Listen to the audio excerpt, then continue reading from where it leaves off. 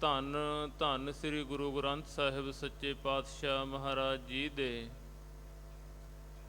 ਪਾਵਨ ਪਵਿੱਤਰ ਚਰਨ ਕਮਲਾਂ ਵਿੱਚ ਜੁੜ ਮਿਲ ਬੈਠੇ ਸਮੂਹ ਸਤਸੰਗੀ ਜਨੋ, ਧੰਨ ਧੰਨ ਗੁਰੂ ਤੇਗ ਬਹਾਦਰ ਸਾਹਿਬ ਸੱਚੇ ਪਾਤਸ਼ਾਹ ਮਹਾਰਾਜ ਜੀ ਤਿੰਨਾਂ ਦੇ ਪਾਵਨ ਅਸਥਾਨ ਗੁਰਦੁਆਰਾ ਰਕਾਬਗੰਜ ਸਾਹਿਬ ਵਿਖੇ ਆਪਾਂ ਸਭ ਨੂੰ ਇਹ ਸੁਭਾਗ ਸਮਾਂ ਮਿਲਿਆ ਹੈ ਕਿ ਸਤ ਸੰਗਤ ਦੀਆਂ ਘੜੀਆਂ ਮਿਲੀਆਂ ਨੇ। ਸੋ ਆਓ ਗੁਰਮਤਿ ਵਿਚਾਰਾਂ ਦੀ ਪ੍ਰਾਰੰਭ ਕਰਨ ਤੋਂ ਪਹਿਲਾਂ ਆਪ ਸਭ ਸੰਗਤਾਂ ਅਸੀਸ ਬਖਸ਼ੋ ਕਿ ਗੁਰੂ ਤੇਗ ਬਹਾਦਰ ਸਾਹਿਬ ਸੱਚੇ ਪਾਤਸ਼ਾਹ ਸਿਰ ਮਿਹਰ ਭਰਿਆ ਹੱਥ ਰੱਖ ਕੇ ਵਿੱਚ ਵਿਚਰ ਕੇ ਆਪ ਇਹ ਵਿਚਾਰ ਕਰਵਾ ਲੈਣ। ਗੁਰੂ ਬਖਸ਼ੀ ਫਤਿਹ ਦੀ ਸਾਂਝ ਪਾਓ ਜੀ। ਵਾਹਿਗੁਰੂ ਜੀ ਕਾ ਖਾਲਸਾ, ਵਾਹਿਗੁਰੂ ਜੀ ਕੀ ਫਤਿਹ। ਅੱਜ ਦੇ ਜੋ ਲੜੀਵਾਰ ਵਿਚਾਰ ਚੱਲ ਰਹੀ ਹੈ, ਸੋ ਆਪਾਂ 52 ਅੱਖਰੀ ਗੌੜੀ ਰਾਗਣੀ ਦੇ ਵਿੱਚ ਗੁਰੂ ਅਰਜਨ ਸਾਹਿਬ ਸੱਚੇ ਪਾਤਸ਼ਾਹ ਜੀ ਵੱਲੋਂ ਉਚਾਰਨ ਕੀਤੇ ਉਹਨਾਂ ਦੇ ਅੰਮ੍ਰਿਤ ਵਚਨਾਂ ਨੂੰ ਵਿਚਾਰਨਾ ਹੈ।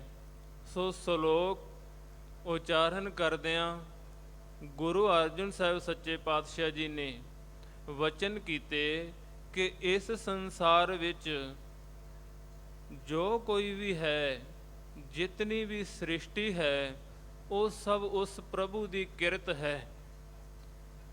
ਉਸ ਪ੍ਰਭੂ ਦੀ ਕਿਰਤ ਨੇ ਵੀ ਅੱਗੇ ਕਿਰਤ ਕਮਾਉਣੀ ਹੈ। ਉਹ ਕਿਰਤ ਕਿਸ ਤਰ੍ਹਾਂ ਦੀ ਇਹ ਸ੍ਰਿਸ਼ਟੀ ਵਿੱਚ ਜਾਂ ਇਹ ਮਨੁੱਖ ਕਮਾ ਰਿਹਾ ਹੈ, ਉਸ ਦੀ ਬਾਬਤ ਮਹਾਰਾਜ ਵਚਨ ਕਰਦੇ ਨੇ। ਸ਼ਲੋਕ ਕਿਰਤ ਕਮਾਵਨ ਸ਼ੁਭ ਅਸ਼ੁਭ ਕੀਨੇ ਤਿਨ ਪ੍ਰਭ ਆਪ।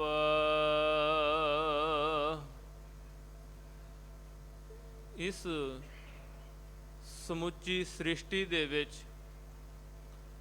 ਜੜ ਰੂਪ ਵਿੱਚ, ਚੇਤਨ ਰੂਪ ਵਿੱਚ ਉਸ ਪਰਮਾਤਮਾ ਦੀ ਕਲਾ ਜ਼ਰੂਰ ਵਰਤ ਰਹੀ ਹੈ, ਕਿਉਂਕਿ ਜਿਤਨੀ ਵੀ ਸ੍ਰਿਸ਼ਟੀ ਸਾਡੇ ਇਹਨਾਂ ਅਸਥੂਲ ਨੇਤਰਾਂ ਨਾਲ ਦੇਖੀ ਜਾ ਸਕਦੀ ਹੈ, ਜਿਤਨੀ ਸ੍ਰਿਸ਼ਟੀ ਨੂੰ ਅਸੀਂ ਤੱਕ ਰਹੇ ਹਾਂ, ਇਹ ਉਸ ਪ੍ਰਭੂ ਦੀ ਕਿਰਤ ਹੈ।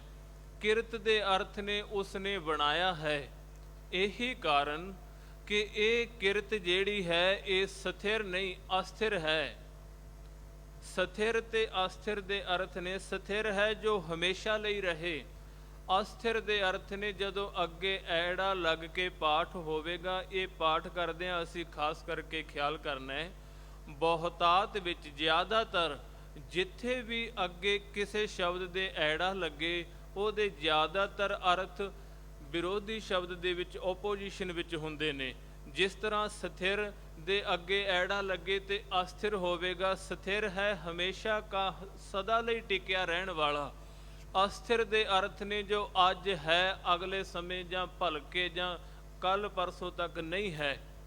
ਇਸ ਲਈ ਉਸ ਪਰਮਾਤਮਾ ਨੇ ਇਸ ਕਿਰਤ ਨੂੰ ਪੈਦਾ ਕੀਤਾ। ਕਿਰਤ ਦੇ ਅਰਥ ਉਂਝ ਜਦੋਂ ਵਿਦਵਾਨ ਕਰਦੇ ਨੇ ਜਾਂ ਅਸੀਂ ਆਮ ਬੋਲੀ ਵਿੱਚ ਦੇਖਾਂਗੇ ਤੇ ਮਜ਼ਦੂਰੀ ਕਰਨ ਵਾਲੇ ਸੱਜਣ ਲਈ ਵੀ ਕਿਰਤ ਸ਼ਬਦ ਵਰਤਿਆ ਜਾਂਦਾ, ਪਰ ਇੱਥੇ ਕਿਰਤ ਅਸੀਂ ਉਸ ਪਰਮਾਤਮਾ ਦੀ ਕਿਰਤ ਹਾਂ ਸਾਰੇ। ਉਹ ਇਹਦੇ ਵਿੱਚ ਮੈਂ ਫਿਰ ਬੇਨਤੀ ਕਰਾਂ, ਕੋਈ ਵੀ ਮੇਲ ਫੀਮੇਲ ਬੋਡੀ ਸਟਰਕਚਰ ਢਾਂਚੇ ਦਾ ਕੋਈ ਫਰਕ ਨਹੀਂ। ਉਸ ਸਾਰੇ ਹੀ ਪਰਮਾਤਮਾ ਨੇ ਸਾਨੂੰ ਕਿਰਤ ਕੀਤਾ ਹੈ। ਇੱਥੇ ਆਉਣ ਤੋਂ ਪਹਿਲਾਂ ਇਸ ਕਿਰਤ ਨੇ ਇੱਕ ਵਾਅਦਾ ਉਸ ਪਰਮਾਤਮਾ ਨਾਲ ਕੀਤਾ, ਉਸ ਅਕਾਲ ਪੁਰਖ ਨਾਲ ਕੀਤਾ, ਕਿਉਂਕਿ ਇਹ ਵੀ ਗੁਰਬਾਣੀ ਦੇ ਹੀ ਬੋਲ ਨੇ। ਆਪ ਜੀ ਦੇਖੋ, ਅਸੀਂ ਪਸ਼ੂ ਪੰਛੀ ਜੀਵ ਆਦਿ ਲਈ ਸ਼ਬਦ ਵਰਤਦੇ ਹਾਂ, ਉਹਨਾਂ ਕੋਲ ਸੁਰਤ ਨਹੀਂ ਹੁੰਦੀ ਹੈ, ਉਹ ਵੀ ਕਿਰਤ ਨੇ। ਉਹਨਾਂ ਕੋਲ ਸੁਰਤ ਨਹੀਂ, ਉਹਨਾਂ ਦੀ ਜਿਹੜੀ ਜੂਨ ਹੈ ਉਹ ਸਿਰਫ ਭੋਗ ਜੂਨ ਹੈ। ਭਾਵ ਉਹ ਭੋਗ ਤਾਂ ਸਾਡੀ ਤਰ੍ਹਾਂ ਹੀ ਭੋਗਦੇ ਨੇ, ਇਨ ਬਿਨ ਮਨੁੱਖ ਦੀ ਤਰ੍ਹਾਂ, ਪਰ ਉਹਨਾਂ ਕੋਲ ਇਹ ਸੁਰਤ ਨਹੀਂ ਕਿ ਅਸੀਂ ਨਾਮ ਜਪ ਕੇ ਉਸ ਪਰਮਾਤਮਾ ਦੇ ਨਾਲ ਅਭੇਦਤਾ ਪ੍ਰਾਪਤ ਕਰਨੀ ਹੈ। ਉਹਨਾਂ ਕੋਲ ਤਨ ਹੈ, ਭੋਗ ਕਰਮ ਨੇ, ਪਰ ਉਹਨਾਂ ਦੇ ਕੋਲ ਸੁਰਤ ਨਹੀਂ।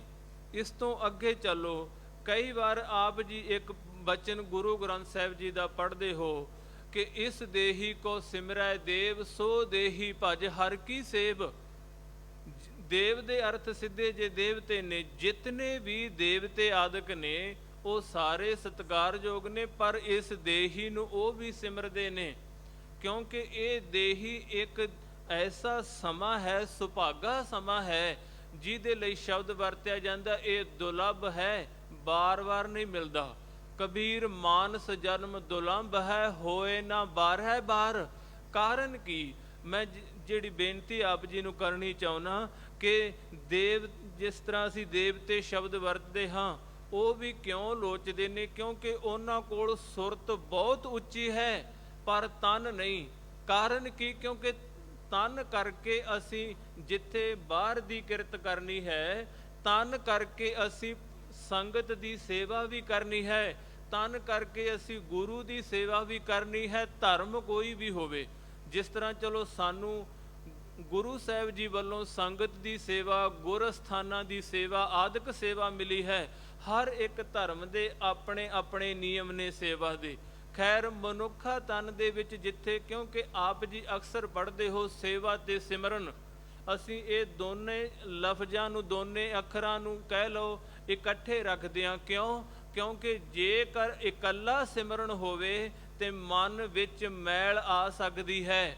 ਕਿਸ ਤਰ੍ਹਾਂ ਮੈਲ ਆਵੇਗੀ ਜੀ? ਆਪ ਜੀ ਸੋਚੋਗੇ, ਅਸੀਂ ਅੱਜ ਤੱਕ ਸੁਣਿਆ ਕਿ ਸਿਮਰਨ ਨਾਲ ਮੈਲ ਕੱਟੀ ਜਾਂਦੀ ਹੈ, ਇਹ ਕਹਿ ਰਿਹਾ ਮੈਲ ਆਉਂਦੀ ਹੈ। ਦੇਖੋ, ਮੈਲ ਦੇ ਵੀ ਕਈ ਤਰ੍ਹਾਂ ਦੇ ਰੂਪ ਨੇ। ਸਿਮਰਨ ਨਾਲ ਮੈਲ ਕਿਸ ਤਰ੍ਹਾਂ ਆ ਸਕਦੀ ਹੈ?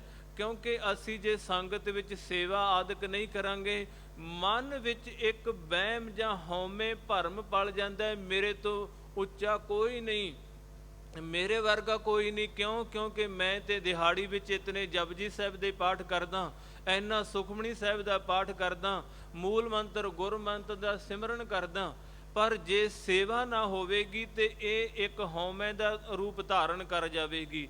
ਮੈਂ ਇਹ ਵੀ ਬੇਨਤੀ ਕਰਦਾ, ਇਹਦੇ ਵਿੱਚ ਕੋਈ ਸ਼ੱਕ ਨਹੀਂ ਕਿ ਬਾਣੀ ਪੜ੍ਹੀ ਵਿਅਰਥ ਨਹੀਂ ਜਾਵੇਗੀ। ਆਪ ਜੀ ਕਿਸੇ ਵੀ ਤਰੀਕੇ ਬਾਣੀ ਪੜ੍ਹੋਗੇ ਤੇ ਮਹਾਰਾਜ ਇੱਕ ਸ਼ਬਦ ਵਰਦੇ ਨੇ, ਕਹਿਣ ਲੱਗੇ ਇੱਕ ਤਿਲ ਨਹੀਂ ਭੰਨੈ ਘਾਲੇ। ਇੱਕ ਤਿਲ ਜਿੰਨੀ ਵੀ ਘਾਲ ਉਹ ਵਿਅਰਥ ਨਹੀਂ ਜਾਣ ਦਿੰਦਾ, ਪਰ ਉਹ ਘਾਲ ਘਾਲਦਿਆਂ ਸਾਡੇ ਮਨ ਵਿੱਚ ਕਈ ਵਾਰ ਹਉਮੈ ਦਾ ਸੂਖਸ਼ਮ ਰੂਪ ਬਣ ਜਾਂਦਾ, ਜਿਹੜੀ ਮੈਲ ਬਣ ਜਾਂਦੀ ਹੈ। ਇਸ ਲਈ ਇਹ ਸਿਮਰਨ ਨਾਲ ਜੇ ਸੇਵਾ ਕਰਾਂਗੇ, ਸੇਵਾ ਕਰਦਿਆਂ ਹਉਮੈ ਨਹੀਂ ਆਉਂਦੀ। ਇੰਜ ਕਹਿ ਲਓ, ਉਦਾਹਰਣ ਦੇ ਤੌਰ ਤੇ ਇੱਕ ਪੰਛੀ ਨੂੰ ਉਡਾਨ ਭਰਨ ਦੇ ਲਈ, ਉਡਾਰੀ ਭਰਨ ਦੇ ਲਈ ਦੋ ਖੰਭ ਜ਼ਰੂਰੀ ਨੇ। ਜੇ ਉਹਦੇ ਦੋਨੋਂ ਖੰਭ ਕੰਮ ਕਰਦੇ ਨੇ, ਤੰਦਰੁਸਤ ਨੇ, ਤੇ ਉਹ ਦੋਨੋਂ ਖੰਭਾਂ ਨਾਲ ਅਸਮਾਨ ਵਿੱਚ ਮਨ ਚਾਹੀ ਜਿੰਨਾ ਦਿਲ ਕਰੇ ਉੱਚੀ ਉਡਾਰੀ ਭਰ ਸਕਦਾ ਹੈ। ਜੇ ਇੱਕ ਖੰਭ ਹੋਵੇਗਾ ਤੇ ਉਹ ਤੜਫ ਤੜਫ ਕੇ ਡਿੱਗ ਸਕਦਾ ਹੈ, ਪਰ ਉਡਾਨ ਨਹੀਂ ਭਰੇਗਾ। ਇਹੀ ਕਾਰਨ ਮਨੁੱਖਾ ਜਨਮ ਦਾ ਕਿ ਇਸ ਕੋਲ ਸੇਵਾ ਤੇ ਸਿਮਰਨ ਦੋਨੋਂ ਕਰਨ ਦਾ ਸਭ ਤੋਂ ਸੁਭਾਗਾ ਸਮਾਂ ਹੈ। ਮੈਂ ਜਿਹੜੀ ਬੇਨਤੀ ਕਰ ਰਿਹਾ ਕਿ ਫਿਰ ਆਪ ਜੀ ਨੂੰ ਵਾਪਸ ਜੋੜਾਂ, ਪਸ਼ੂ ਪੰਛੀ ਆਦਿਕ ਉਹਨਾਂ ਕੋਲ ਤਨ ਹੈ, ਸੁਰਤ ਉੱਚੀ ਨਹੀਂ। ਇਹੀ ਕਾਰਨ ਉਹਨਾਂ ਦੀ ਸੁਰਤ ਜੰਮ ਚੁੱਕੀ ਹੈ, ਭੋਗਜੂਨ ਹੈ। ਦੇਵਤੇ ਜਿਹੜੇ ਨੇ ਉਹਨਾਂ ਕੋਲ ਸੁਰਤ ਬਹੁਤ ਉੱਚੀ ਹੈ, ਪਰ ਤਨ ਨਹੀਂ। ਸਿਮਰਨ ਕਰਕੇ ਵੀ ਆਪ ਜੀ ਚਲੋ ਭਾਵਾਂ ਮਿਥਿਆਸ ਦੇ ਤੌਰ ਤੇ ਸਹੀ, ਅਸੀਂ ਕਈ ਵਾਰ, ਕਿਉਂਕਿ ਅੱਜ ਇਹ ਵੀ ਥੋੜ੍ਹੀ ਇੱਕ ਪ੍ਰੋਬਲਮ ਬਣੀ ਹੈ ਕਿ ਸਾਡਾ ਮਨੁੱਖਤਾ ਦਾ ਸੁਭਾਅ ਬਣ ਚੁੱਕਿਆ, ਅਸੀਂ ਕਿਸੇ ਵੀ ਚੀਜ਼ ਨੂੰ ਛੇਤੀ ਮੰਨਦੇ ਨਹੀਂ। ਨਹੀਂ ਜੀ, ਆਹ ਨਹੀਂ ਹੋ ਸਕਦਾ, ਦੇਵਤੇ ਨਹੀਂ ਹੁੰਦੇ, ਆਦਿਕ ਨਹੀਂ। ਨਹੀਂ ਗੁਰਮੁਖੋ, ਆਪ ਜੀ ਦੇਖੋ, ਦੇਵਤੇ ਆਦਿਕ ਹੈ ਨੇ, ਪਰ ਉਹ ਕਾਰਨ ਕੀ ਹੈ? ਤਨ ਨਹੀਂ, ਰੂਹਾਂ ਚੰਗੀਆਂ ਨੇ। ਇਹਨੂੰ ਫਿਰ ਮੈਂ ਇੱਕ ਉਦਾਹਰਣ ਦੇ ਦਿਆਂ। ਪਾਣੀ ਅਸੀਂ ਪੀਂਦੇ ਹਾਂ, ਪਾਣੀ ਦੇ ਤਿੰਨ ਰੂਪ ਅਸੀਂ ਤੱਕਦੇ ਹਾਂ। ਜੇਕਰ ਅਸੀਂ ਤਰਲ ਰੂਪ ਵਿੱਚ ਪਾਣੀ ਨੂੰ ਪੀਵਾਂਗੇ ਤੇ ਸਾਡੀ ਪਿਆਸ ਬੁਝੇਗੀ। ਜੇਕਰ ਉਹੀ ਪਾਣੀ ਨੂੰ ਕਿਤੇ ਠੰਡੀ ਜਗ੍ਹਾ ਮਿਲ ਗਈ, ਉਹ ਜੰਮ ਜਾਵੇਗਾ, ਪਿਆਸ ਨਹੀਂ ਬੁਝਾ ਸਕਦਾ। ਉਹੀ ਪਾਣੀ ਨੂੰ ਗਰਮ ਕਰੋਗੇ ਉਹ ਭਾਫ ਦਾ ਰੂਪ ਬਣ ਜਾਵੇਗਾ, ਉਹ ਵੀ ਪਿਆਸ ਨਹੀਂ ਬੁਝਾ ਸਕਦਾ। ਪਰ ਆਮ ਪਾਣੀ ਨਾਲੋਂ ਤਾਂ ਲੈਵਲ ਉੱਚੇ ਹੋ ਗਿਆ ਨਾ, ਜੇ ਜੰਮ ਗਿਆ ਤੇ ਪਿੱਛੇ ਚਲੇ ਗਿਆ ਫਿਰ ਵੀ ਪਿਆਸ ਨਹੀਂ ਬੁਝੇਗੀ। ਜੇਕਰ ਭਾਫ ਦਾ ਰੂਪ ਹੋ ਗਿਆ ਤੇ ਉੱਪਰ ਚਲੇਗਾ, ਪਿਆਸ ਫਿਰ ਵੀ ਨਹੀਂ ਬੁਝ ਰਹੇਗੀ। ਇਸੇ ਕਾਰਨ ਕਿ ਜਿਹੜੇ ਦੇਵਤੇ ਆਦਿਕ ਨੇ ਉਹਨਾਂ ਕੋਲ ਸੁਰਤ ਹੈ ਮਨੁੱਖ ਨਾਲੋਂ ਉੱਚੀ, ਪਰ ਤਨ ਕਰਕੇ ਸੇਵਾ ਨਹੀਂ ਕਰ ਸਕਦੇ। ਇਸ ਲਈ ਉਹ ਵੀ ਇਸ ਕਿਰਤ ਨੂੰ, ਮੈਂ ਵਾਪਸ ਆਪ ਜੀ ਨੂੰ ਕਿਰਤ ਨਾਲ ਜਿਹੜੀ ਬੇਨਤੀ ਕਰਨੀ ਚਾਹ ਰਿਹਾ ਕਿ ਉਹ ਵੀ ਇਸ ਲਈ ਸ਼ੁਭ ਕਿਰਤ ਸੇਵਾ ਦੀ ਨਹੀਂ ਕਰ ਸਕਦੇ, ਸਿਮਰਨ ਦੀ ਇਕੱਲੀ ਕਰ ਸਕਦੇ ਆ।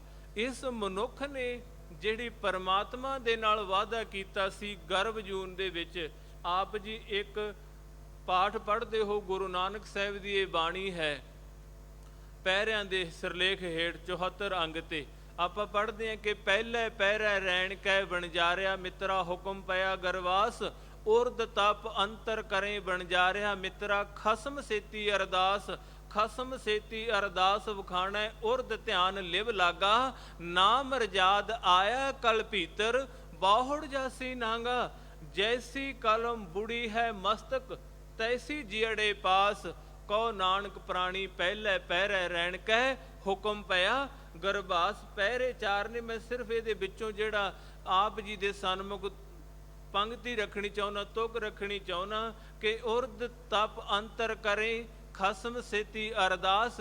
ਉੱਥੇ ਉਰਦ ਦੇ ਅਰਥ ਨੇ ਤੂੰ ਉਲਟਾ ਸੈਂ। ਆਪ ਸਭ ਨੂੰ ਪਤਾ ਹੈ ਕਿ ਜਿਹੜੀ ਗਰਭ ਦੀ ਅਵਸਥਾ, ਕਿਉਂਕਿ ਅੱਜ ਕੱਲ੍ਹ ਬਹੁਤ ਤਰੱਕੀ ਮਨੁੱਖਤਾ ਕਰ ਚੁੱਕੀ ਆ, ਉੱਥੇ ਉਲਟਾ ਸੈਂ ਤੇ ਕਿਰਤ ਤੇਰੀ ਸ਼ੁਭ ਸੀ, ਪਰਮਾਤਮਾ ਦਾ ਨਾਮ ਜਪਦਾ ਸੀ, ਉਸ ਦੇ ਰੰਗ ਵਿੱਚ ਸੈਂ, ਉਸ ਦੇ ਨਾਲ ਅਰਦਾਸ ਕਰਦਾ ਸੈਂ। ਕੀ ਅਰਦਾਸ? ਕਿ ਮੈਨੂੰ ਇੱਥੋਂ ਕੱਢ, ਇਸ ਗਰਭ ਜੂਨ ਵਿੱਚੋਂ ਕੱਢ, ਅੱਗੇ ਚੱਲ ਕੇ ਮੈਂ ਦੁਨੀਆ ਵਿੱਚ ਤੇਰਾ ਨਾਮ ਜਪਾਂਗਾ। ਕਿਉਂ ਇਹ ਵਾਅਦਾ ਆਪ ਜੀ ਇੱਕ ਰੋਜ਼ ਰਹਿਰਾਸ ਸਾਹਿਬ ਦੇ ਵਿੱਚ ਵੀ ਪਾਠ ਕਰਦੇ ਹੋ ਕਿ ਭਈ ਪ੍ਰਾਪਤ ਮਾਨੁਖ ਦੇਹੁਰੀਆ, ਗੋਬਿੰਦ ਮਿਲਣ ਕੀ ਇਹ ਤੇਰੀ ਬਰੀਆ। ਮਨੁੱਖਾ ਦੇਹੀ ਮਿਲੀਏ ਉਸ ਪਰਮਾਤਮਾ ਦੇ ਨਾਲ ਮਿਲਾਪ ਦੇ ਲਈ, ਪਰ ਮਿਲਾਪ ਹੋਵੇਗਾ ਤਾਂ ਨਾ ਜੇਕਰ ਇਹਦੀ ਕਿਰਤ ਸ਼ੁਭ ਹੋਵੇਗੀ। ਕਿਉਂਕਿ ਮੈਂ ਭੂਮਿਕਾ ਆਪ ਜੀ ਦੇ ਸਾਹਮਣੇ ਰੱਖ ਰਿਹਾ ਜਿਹੜੀ ਬੇਨਤੀ ਕਿ ਮਨੁੱਖ ਨੇ ਉਰਦ ਦੇ ਵਿੱਚ, ਜਦੋਂ ਵਾਹਿਗੁਰੂ ਗਰਭ ਦੇ ਵਿੱਚ ਉਰਦ ਤਪ ਕੀਤਾ, ਉੱਥੇ ਉਲਟਿਆਂ ਅਰਦਾਸ ਕੀਤੀ ਸੀ, ਮੈਂ ਤੇਰਾ ਨਾਮ ਜਪਾਂਗਾ, ਤੇਰੇ ਨਾਮ ਦੀ ਹੀ ਕਿਰਤ ਕਰਾਂਗਾ। ਪਰ ਇਸ ਨੇ ਸੰਸਾਰ ਵਿੱਚ ਜੈਸਾ ਆਇਆ, ਮਹਾਰਾਜ ਸ਼ਬਦ ਵਰਦੇ ਨੇ, ਵਿੱਚੋਂ ਗਰਭੈ ਨਿਕਲ ਆਇਆ ਖਸਮ ਵਿਸਾਰ, ਦੁਨੀ ਚਿੱਤ ਲਾਇਆ। ਹਾਲਾਂਕਿ ਇਹਨੇ ਵਾਅਦਾ ਕੀਤਾ ਸੀ ਮੈਂ ਤੇਰੇ ਨਾਲ ਚਿੱਤ ਲਾ ਕੇ ਰੱਖਾਂਗਾ, ਤੇਰਾ ਸਿਮਰਨ ਕਰਾਂਗਾ, ਪਰ ਇਸ ਨੇ ਉਸ ਖਸਮ ਦੇ ਅਰਥ ਨੇ ਕਿ ਉਹ ਪਤੀ ਪਰਮਾਤਮਾ ਅਕਾਲ ਪੁਰਖ ਨੂੰ ਵਿਸਾਰ ਦਿੱਤਾ। ਉਹਨੂੰ ਵਿਸਾਰ ਕੇ ਫਿਰ ਇਸ ਨੇ ਦੁਨੀਆ ਦੇ ਨਾਲ ਚਿੱਤ ਲਾ ਲਿਆ। ਇਹਦੀ ਇੱਥੋਂ ਕਿਰਤ ਗਲਤ ਹੋ ਗਈ। ਇਹਨੇ ਕਿਰਤ ਕਰਨੀ ਸੀ ਪਰਮਾਤਮਾ ਦੇ ਨਾਮ ਦੀ, ਪਰ ਫਿਰ ਇਹਦੀ ਕਿਰਤ ਇੱਥੇ ਗਲਤ ਹੋਈ। ਕਾਰਨ ਕੀ ਬਣਿਆ? ਇਹਨੇ ਦੁਨੀ ਦੇ ਨਾਲ, ਇਸ ਦੁਨੀਆ ਦੇ ਨਾਲ ਚਿੱਤ ਲਾ ਲਿਆ। ਇਹ ਦੁਨੀਆ, ਮੈਂ ਸ਼ੁਰੂ ਵਿੱਚ ਵੀ ਕਿਹਾ, ਇਹ ਦੁਨੀਆ ਸਥਿਰ ਨਹੀਂ, ਅਸਥਿਰ ਹੈ। ਅਸਥਿਰ ਦੇ ਅਰਥ ਨੇ ਇਹ ਅੱਜ ਹੈ ਕੱਲ ਨਹੀਂ। ਗੁਰੂ ਸਾਹਿਬ, ਗੁਰੂ ਨਾਨਕ ਸਾਹਿਬ ਨੇ ਤੇ ਇੱਥੋਂ ਤੱਕ ਕਿਹਾ, ਕਹਿਣ ਲੱਗੇ ਹਮ ਆਦਮੀ ਹਾਂ ਇੱਕਦਮ ਹੀ, ਸਿਰਫ ਮੋਹਲਤ ਮੋਹਤ ਨਾ ਜਾਣਾ, ਇਹ ਸਿਰਫ ਇੱਕ ਦਮ ਦੇ ਅਸੀਂ ਆਦਮੀ ਹਾਂ। ਦਮ ਦੇ ਅਰਥ ਨੇ ਜੀ ਸਵਾਸ। ਜਿਹੜਾ ਸਵਾਸ ਅੰਦਰ ਚਲੇ ਗਿਆ, ਪਤਾ ਨਹੀਂ ਬਾਹਰ ਆਉਣਾ ਕਿ ਨਹੀਂ, ਇਹ ਉਸ ਪਰਮਾਤਮਾ ਦੀ ਰਜ਼ਾ ਹੈ। ਜਿਹੜਾ ਬਾਹਰ ਆ ਗਿਆ, ਪਤਾ ਨਹੀਂ ਇਹਨੇ ਅੰਦਰ ਜਾਣਾ ਕਿ ਨਹੀਂ। ਇਸ ਲਈ ਇਹ ਚੀਜ਼ ਅਸੀਂ ਵਿਸਾਰ ਕੇ, ਸ਼ਬਦ ਮੈਂ ਵਰਤਾਂ ਕਿ ਅੰਤਮ ਸਮੇਂ ਨੂੰ ਭੁਲਾ ਕੇ ਜਾਂ ਉਸ ਅਕਾਲ ਪੁਰਖ ਨੂੰ ਭੁਲਾ ਕੇ, ਇਹ ਸਿਰਫ ਤੇ ਸਿਰਫ ਉਸ ਦੀ ਕਿਰਤ ਨਾਲ, ਉਹਦੇ ਬਣਾਈ ਹੋਈ ਦੁਨੀਆ ਦੇ ਨਾਲ ਜੁੜ ਗਿਆ। ਸੰਸਾਰ ਵਿੱਚ ਆਇਆ, ਆ ਕੇ ਇਹਨੇ ਕੀ ਕੀਤਾ? ਕਿਰਤ ਕਮਾਵਨ ਸ਼ੁਭ ਅਸ਼ੁਭ। ਇਸ ਸੰਸਾਰ 'ਚ ਰਹਿੰਦਿਆਂ ਮੈਂ ਇਹ ਵੀ ਬੇਨਤੀ ਨਾਲ ਕਰਦਿਆਂ ਕਿ ਸਿਰਫ ਇਸ ਦੀ ਨਾਸ਼ਵਾਨਤਾ ਨੂੰ ਦੇਖ ਕੇ ਇਹਦੇ ਅਰਥ ਇਹ ਨਹੀਂ ਕਰ ਲੈਣੇ ਕਿ ਅਸੀਂ ਸੰਸਾਰ ਨੂੰ ਛੱਡ ਕੇ ਜੀ ਸੰਸਾਰ ਤੋਂ ਦੂਰ ਨੱਸ ਜਾਈਏ, ਦੌੜ ਜਾਈਏ। ਨਹੀਂ ਨਹੀਂ, ਸਾਨੂੰ ਤੇ ਖਾਸ ਕਰਕੇ ਗੁਰੂ ਸਾਹਿਬ ਵੱਲੋਂ ਇਹ ਤਾਕੀਦ ਕੀਤੀ ਗਈ ਕਿ ਤੇਰੇ ਲਈ ਗ੍ਰਸਥ ਧਰਮ ਨੂੰ ਪ੍ਰਵਾਨਗੀ ਹੈ। ਸੰਸਾਰ ਵਿੱਚ ਰਹੋ, ਜਿਸ ਮਾਤਾ ਪਿਤਾ ਨੇ ਤੈਨੂੰ ਜਨਮ ਦਿੱਤਾ ਉਹਨਾਂ ਦੀ ਸੇਵਾ ਕਰ, ਜਿਸ ਨਾਲ ਤੇਰੇ ਅੱਗੇ ਉਸ ਪਰਮਾਤਮਾ ਨੇ ਸੰਜੋਗ ਮਿਲਾਏ, ਉਸ ਸੰਜੋਗ ਤੋਂ ਫਿਰ ਤੇਰੇ ਘਰ ਵੀ ਸੰਤਾਨ ਦੀ ਪ੍ਰਾਪਤੀ ਹੋਈ, ਉਸ ਦਾ ਤੂੰ ਪਾਲਣ ਪੋਸ਼ਣ ਕਰਨਾ ਹੈ। ਇਹ ਤੇਰੇ ਫਰਜ਼ ਨੇ ਤੇ ਧਰਮ ਵੀ ਹੈ। ਤੇ ਇਸੇ ਲਈ ਤਾਂ ਭਗਤ ਕਬੀਰ ਸਾਹਿਬ ਨੇ ਕਿਹਾ, ਕਹਿਣ ਲੱਗੇ ਕਬੀਰ, ਜੋ ਗ੍ਰਹਿ ਕਰੋ ਤਾਂ ਧਰਮ ਕਰ, ਨਾ ਹੀ ਤਾਂ ਕਰ ਬੈਰਾਗ। ਬੈਰਾਗੀ ਹੋਏ ਬੰਧਨ ਕਰੇ ਤਾਂ ਕੋ ਵੱਡੇ ਅਭਾਗ। ਕਹਿਣ ਲੱਗੇ ਜੇਕਰ ਤੂੰ ਗ੍ਰਸਥ ਧਰਮ ਧਾਰਨ ਕੀਤਾ, ਗ੍ਰਸਥ ਵਿੱਚ ਪ੍ਰਵੇਸ਼ ਕੀਤਾ ਤੇ ਨਾਲ ਨਾਲ ਧਰਮ ਜ਼ਰੂਰ ਕਰ। ਫਰਜ਼ ਨਿਭਾਉਂਦਿਆਂ ਉਸ ਪਰਮਾਤਮਾ ਦੇ ਨਾਮ ਨੂੰ ਜਪਣਾ, ਇਸ ਧਰਮ ਨੂੰ ਵੀ ਤੂੰ ਜ਼ਰੂਰ ਨਿਭਾ। ਪਰ ਇਹਨੇ ਇਹ ਗੱਲ ਵਿਸਾਰ ਕੇ ਕੀ ਕੀਤਾ ਕਿ ਇਸ ਸੰਸਾਰ ਵਿੱਚ ਮੈਨੂੰ ਧਨ ਦੌਲਤ ਆਦਿ ਬਹੁਤ ਪ੍ਰਾਪਤ ਹੋਵੇ, ਮੈਂ ਸਰੀਰ ਕਰਕੇ ਸੁਖੀ ਰਵਾਂ, ਮੈਨੂੰ ਤਨ ਕਰਕੇ ਦੁੱਖ ਨਾ ਹੋਵੇ। ਇਹਨਾਂ ਜੰਜਾਲਾਂ ਦੇ ਵਿੱਚ ਫਸ ਕੇ ਇਸ ਨੇ ਫਿਰ ਕਮਾਈ ਸ਼ੁਰੂ ਕੀਤੀ। ਕਮਾਈ ਸ਼ੁਰੂ ਇਹਨੇ ਕੀਤੀ ਜਿਹੜੀ ਧਨ ਦੌਲਤ ਆਦਿ ਕਮਾਉਣ ਦੇ ਲਈ। ਉਸ ਕਮਾਈ ਦੇ ਲਈ ਮੈਂ ਫਿਰ ਬੇਨਤੀ ਕਰਦਿਆਂ, ਦਸਾਂ ਨੌਆਂ ਦੀ ਕਿਰਤ ਤੁਹਾਡੀ ਜਿੰਨੀ ਮਰਜ਼ੀ ਭਾਵਾਂ ਅਰਬਾਂ ਦੀ ਹੋ ਜਾਵੇ, ਉਹ ਅੰਮ੍ਰਿਤ ਹੈ। ਪਰ ਜੇਕਰ ਤੁਸੀਂ ਸਿਰਫ ਸਰੀਰ ਦੇ ਸੁੱਖ ਲਈ ਜਾਂ ਆਪਣੀ ਸੰਤਾਨ ਦੇ ਸੁੱਖ ਲਈ ਕਿਸੇ ਨਾਲ ਵੀ ਚੋਰੀ ਠੱਗੀ ਆਦਿਕ ਛਲ ਆਦਿਕ ਕਰਦੇ ਹੋ, ਤੇ ਉਹ ਜਿਹੜਾ ਛਲ ਕੀਤਾ ਉਹੀ ਤੇ ਅਸ਼ੁਭ ਕਿਰਤ ਹੈ ਨਾ, ਉਹੀ ਤੇ ਫਿਰ ਸਾਡੇ ਲਈ ਪਾਪ ਕਰਮ ਬਣ ਜਾਂਦੀ ਹੈ। ਜੋ ਅਸੀਂ ਇੱਥੇ ਕਮਾਵਾਂਗੇ ਉਹ ਅੱਗੇ ਜਾ ਕੇ ਮਿਲੇਗਾ ਜ਼ਰੂਰ। ਇਹਦੇ ਵਿੱਚ ਕੋਈ ਦੁਚਿੱਤੀ ਨਹੀਂ ਕਿ ਸਾਨੂੰ ਇੱਥੋਂ ਦਾ ਵੀਜ਼ਾ, ਕਿਉਂਕਿ ਗੁਰੂ ਸਾਹਿਬ ਇਹ ਵਚਨ ਕਰਦੇ ਨੇ 12ਵਾਂ ਮਾਝ ਦੇ ਵਿੱਚ, ਗੁਰੂ ਅਰਜਨ ਸਾਹਿਬ, ਜੇਹਾ ਬੀਜੈ ਸੋ ਲੁਣੈ ਕਰਮਾ ਸੰਦੜਾ ਖੇਤ। ਜਿਉ ਜੀ ਕਿਰਤ ਤੂੰ ਬੀਜੇਗਾ, ਕਿਰਤ ਕਰੇਗਾ ਭਾਵ ਕੰਮ ਕਰੇਗਾ, ਉਹਨਾਂ ਕਰਮਾਂ ਦੇ ਤੂੰ ਬੀਜ ਪਾਵੇਂਗਾ। ਇਹਨਾਂ ਕਰਮਾਂ ਦੇ ਬੀਜੇ ਹੋਏ ਬੀਜਾਂ ਦੀ ਜਦੋਂ ਫਸਲ ਉੱਗੇਗੀ, ਉਹ ਵੀ ਤੈਨੂੰ ਖੁਦ ਨੂੰ ਕੱਟਣੀ ਪਵੇਗੀ। ਇਸ ਲਈ ਮਤਾਂ ਤੇਰੇ ਮਨ 'ਚ ਖਿਆਲ ਆਵੇ ਕਿ ਮੈਂ ਜੇ ਸੰਸਾਰਿਕ ਤੌਰ ਤੇ ਡਿਵੈਲਪ ਹੋ ਗਿਆ, ਵਿਕਾਸ ਕਰ ਗਿਆ, ਦੁਨੀਆ ਵਿੱਚ ਵਾਹ ਵਾਹ ਲੈ ਲਈ, ਸ਼ਾਇਦ ਮੇਰਾ ਜੀਣਾ ਸਫਲ ਹੋ ਜਾਵੇਗਾ। ਨਹੀਂ, ਜੀਣਾ ਸਫਲ ਤਾਂ ਹੈ ਜੇ ਤੂੰ ਸੰਸਾਰ ਦਿਆਂ ਫਰਜ਼ਾਂ ਨੂੰ ਨਿਭਾਉਂਦਿਆਂ ਗੁਰੂ ਨੂੰ ਚੇਤੇ ਰੱਖੇ। ਜੇ ਤੂੰ ਸੰਸਾਰ ਦੇ ਫਰਜ਼ਾਂ ਨੂੰ ਨਿਭਾਉਂਦਿਆਂ ਉਸ ਅਕਾਲ ਪੁਰਖ ਨੂੰ ਚੇਤੇ ਰੱਖੇ। ਇਸ ਲਈ ਉਸ ਦਾਤੇ ਨੇ ਸ਼ੁਭ ਕਿਰਤ ਕੀਤੀ, ਉਹਨੇ ਸਾਨੂੰ ਪੈਦਾ ਕੀਤਾ ਅਕਾਲ ਪੁਰਖ ਨੇ, ਪਰ ਅਸੀਂ ਉਹਦੀ ਕਿਰਤ ਨੇ ਜਿਹੜੀ ਅੱਗੇ ਆਪਣੀ ਜੀਵਨ ਸੰਚਾਲਨ ਦੇ ਲਈ ਜਾਂ ਇਸ ਜ਼ਿੰਦਗੀ ਵਸਰ ਦੇ ਲਈ ਜਿਹੜੀ ਕਿਰਤ ਕੀਤੀ, ਉਸ ਕਿਰਤ ਨੂੰ ਨਹੀਂ ਵਿਚਾਰਿਆ ਕਿ ਇਹ ਚੰਗੀ ਹੈ, ਸ਼ੁਭ ਹੈ ਜਾਂ ਅਸ਼ੁਭ ਹੈ, ਇਹ ਸਾਡੇ ਲਈ ਠੀਕ ਹੈ ਜਾਂ ਨਾ ਠੀਕ ਹੈ, ਜਾਇਜ਼ ਹੈ ਜਾਂ ਨਾਜਾਇਜ਼ ਹੈ। ਇਹਨੇ ਕੁਛ ਨਹੀਂ ਵਿਚਾਰਿਆ। ਕਿਉਂਕਿ ਅਗਿਆਨਤਾ ਦੇ ਅੰਧੇਰੇ ਵਿੱਚ ਇਹ ਸੌਂ ਚੁੱਕਿਆ ਸੀ, ਜਾਂ ਕਹਿ ਲਓ ਕਿ ਅਗਿਆਨਤਾ ਦੇ ਅੰਧੇਰੇ ਵਿੱਚ ਇਹ ਖੋ ਚੁੱਕਿਆ ਸੀ। ਇਸ ਲਈ ਜਦੋਂ ਆਪ ਜੀ ਗੁਰੂ ਦੇ ਅਰਥ ਕਰਦੇ ਹੋ ਤੇ ਗੁਰੂ ਦੇ ਅਖਰੀ ਅਰਥ ਨੇ ਗੋ ਮੈਨੇ ਹਨੇਰਾ ਤੇ ਰੂ ਮੈਨੇ ਚਾਨਣ। ਜਿਹੜਾ ਤੁਹਾਨੂੰ ਹਨੇਰੇ ਦੇ ਵਿੱਚ ਚਾਨਣ ਦਿਖਾਵੇ, ਜਾਂ ਕਹਿ ਲਓ ਅੰਧੇਰੇ ਤੋਂ ਕੱਢ ਕੇ ਚਾਨਣ ਦੇ ਵਿੱਚ ਲੈ ਜਾਵੇ, ਉਹ ਆ ਅੰਧੇਰਾ ਚਾਨਣ ਨਹੀਂ ਕਿ ਜਿਹੜਾ ਰਾਤ ਨੂੰ ਅੰਧੇਰਾ ਹੋ ਗਿਆ ਤੇ ਦਿਨ ਦਾ ਚਾਨਣ। ਇਹਦੇ ਅਰਥ ਨੇ ਜਿਹੜਾ ਮਨੁੱਖ ਅਗਿਆਨਤਾ ਦੇ ਹਨੇਰੇ ਵਿੱਚ ਜਾ ਚੁੱਕਾ, ਜਿਹਨੇ ਇਹ ਵਿਸਾਰ ਦਿੱਤਾ ਕਿ ਮੈਂ ਆਇਆ ਕਿਸ ਲਈ ਹਾਂ, ਜਿਹਨੂੰ ਇਹ ਭੁੱਲ ਗਿਆ ਕਿ ਉਸ ਪਰਮਾਤਮਾ ਨੇ ਭੇਜਿਆ ਕਿਉਂ ਹੈ, ਉਹਦੇ ਉੱਪਰ ਅਗਿਆਨਤਾ ਦੀ ਨੀਂਦ ਛਾ ਗਈ, ਜਾਂ ਇਹ ਕਹਿ ਲਓ ਕਿ ਉਹ ਅਗਿਆਨਤਾ ਦੀ ਗਫਲਤ ਦੇ ਵਿੱਚ ਖੋ ਗਿਆ। ਪਰ ਜਦੋਂ ਗੁਰੂ ਨੇ ਉਹਨੂੰ ਕਿਰਪਾ ਕੀਤੀ, ਸ਼ਬਦ ਦਿੱਤਾ, ਸ਼ਬਦ ਦੀ ਕਮਾਈ ਕੀਤੀ, ਫਿਰ ਗੁਰੂ ਦੇ ਉਪਦੇਸ਼ ਨੂੰ ਜਦੋਂ ਵਾਚਿਆ ਤੇ ਗੁਰੂ ਨੇ ਉਪਦੇਸ਼ ਦਿੱਤਾ। ਕਿਹੜਾ ਉਪਦੇਸ਼? ਕਿ ਇਹ ਜਿਹੜੀ ਹੈ ਅਗਿਆਨਤਾ ਦੀ ਨੀਂਦਰ, ਇਹ ਤੇਰੇ ਲਈ ਹਮੇਸ਼ਾ ਲਈ ਦੁਖਦਾਇਕ ਬਣੇਗੀ। ਤੂੰ ਉੱਠ ਸਵੇਰੇ ਗੁਰੂ ਦਾ ਨਾਮ ਜਪ, ਉਸ ਪਰਮਾਤਮਾ ਨੂੰ ਧਿਆ, ਹਰ ਵੇਲੇ ਉਸ ਨੂੰ ਅੰਗ ਸੰਗ ਸਮਝ। ਜਦੋਂ ਤੂੰ ਕੋਈ ਵੀ ਕਰਮ ਕਰਦਾ, ਭਾਵੇਂ ਦੁਨੀਆ ਵਿੱਚੋਂ ਪਰਦਾ ਰੱਖ ਲਵੇਂਗਾ, ਦੁਨੀਆ ਵਿੱਚੋਂ ਅਨੇਕਾਂ ਪਰਦੇ ਪਾ ਸਕਦਾ ਹੈ, ਪਰ ਅੰਤ ਸਮੇਂ ਉਹ ਤੇਰੇ ਪ੍ਰਗਟ ਜ਼ਰੂਰ ਹੋਣੇ ਨੇ, ਨਿਦਾਨ ਸਮੇਂ ਜ਼ਰੂਰ ਉਹ ਪ੍ਰਗਟ ਹੋ ਜਾਣੇ ਆ। ਕਿਉਂਕਿ ਤੇਰੇ ਕੀਤੇ ਹੋਏ ਕਰਮਾਂ ਨੇ ਅਖੀਰ ਦੇ ਸਮੇਂ ਜ਼ਰੂਰ ਪਰਦਾ ਖੋਲ੍ਹਣਾ। ਇਸ ਲਈ ਮੈਂ ਫਿਰ ਆਪ ਜੀ ਨਾਲ ਇਸ ਪੰਕਤੀ ਦੀ ਤੁਕ ਦੀ ਸਾਂਝ ਪਾਵਾਂ। ਕਿਰਤ ਕਮਾਵਨ ਸ਼ੁਭ ਅਸ਼ੁਭ, ਕੀਨੇ ਤਿੰਨ ਪ੍ਰਭ ਆਪ, ਉਸ ਪਰਮਾਤਮਾ ਨੇ ਇਸ ਸਾਰੀ ਸ੍ਰਿਸ਼ਟੀ ਨੂੰ ਆਪ ਸਾਜਿਆ, ਮਨੁੱਖਤਾ ਨੂੰ ਆਪ ਸਾਜਿਆ, ਪਰ ਇੱਥੇ ਆ ਕੇ ਕੁਝ ਮਨੁੱਖ ਨੇ ਉਹ ਸ਼ੁਭ ਅਸ਼ੁਭ ਕਿਰਤ ਦੀ ਉਹਨਾਂ ਨੂੰ ਗਿਆਨ ਹੀ ਨਹੀਂ, ਉਹਨਾਂ ਨੂੰ ਇਸ ਗੱਲ ਦੀ ਸਮਝ ਨਹੀਂ ਪਈ।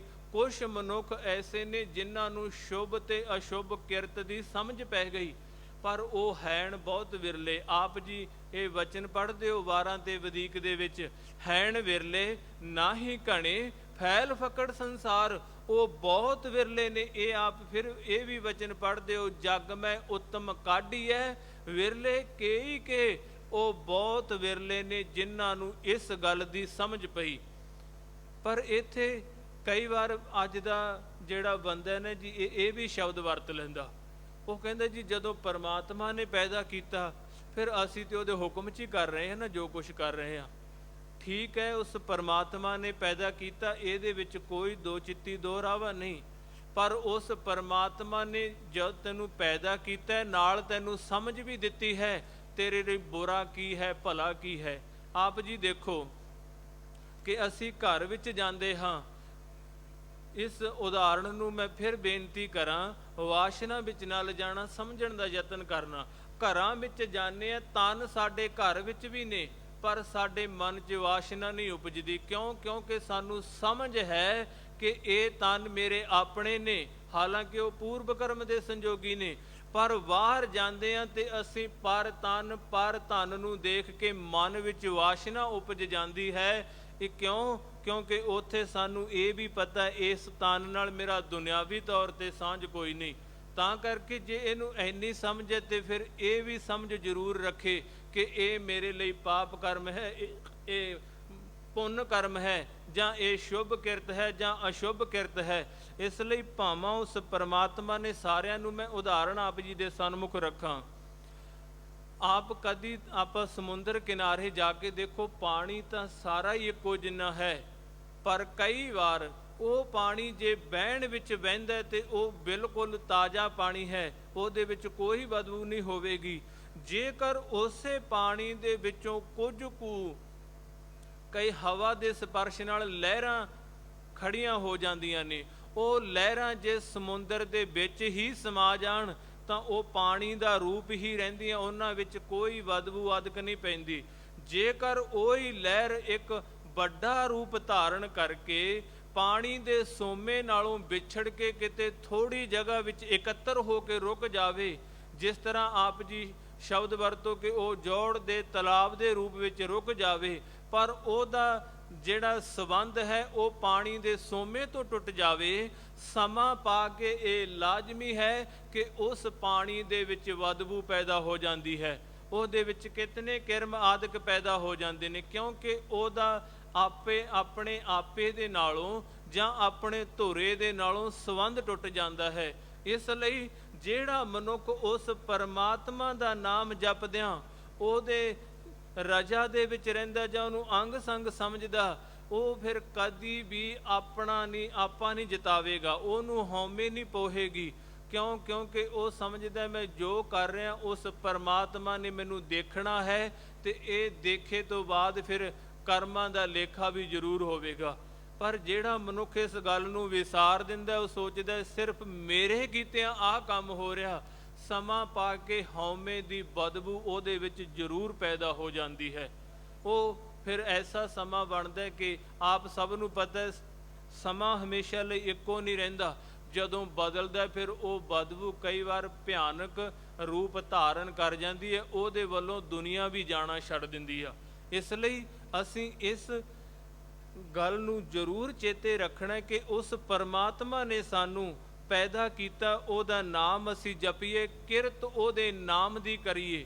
ਜਿੱਥੇ ਦੁਨੀਆ ਦੇ ਵਿੱਚ ਜੀਣ ਲਈ ਅਸੀਂ ਵੱਧ ਤੋਂ ਵੱਧ ਕਿਰਤ ਕਰਦੇ ਹਾਂ, ਧਨ ਦੌਲਤ ਕਮਾਉਣ ਦੇ ਲਈ ਵੱਧ ਤੋਂ ਵੱਧ ਕਿਰਤ ਕਰਦੇ ਹਾਂ, ਉੱਥੇ ਉਸ ਪਰਮਾਤਮਾ ਦੇ ਨਾਮ ਦੀ ਕਿਰਤ ਵੀ ਸਾਨੂੰ ਵੱਧ ਤੋਂ ਵੱਧ ਕਰਨੀ ਚਾਹੀਦੀ ਆ।